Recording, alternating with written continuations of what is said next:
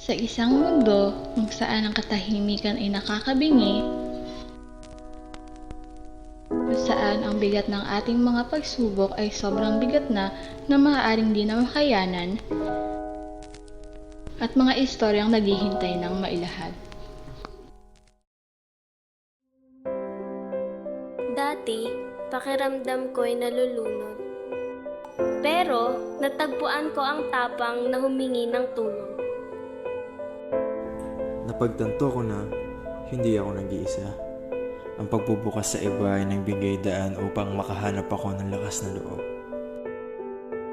Sa pamamagitan ng koneksyon at bukas na pag-uusap, natuklasan ng mga teenagers na ito ang importansya ng suporta at pagkaunawa. Natagpuan nila ang mga kapayapaan sa kanilang mga hilig at natutunan na ang pagkabukas ng sarili ay mahalagang kasangkapan para sa paghilom.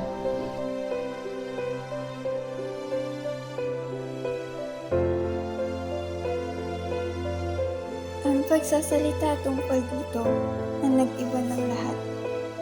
Mas nakatulong ito para sa aming pamilya ay mas magbuklod. Ang kanilang mga kwento ay nagpapaalala sa atin na ang paghahanap ng tulong at pagbabahagi ng ating mga pagsubok ay maaaring humantong sa pagiging matatag, pag-unlad, at isang mas maligayang kinabukasan.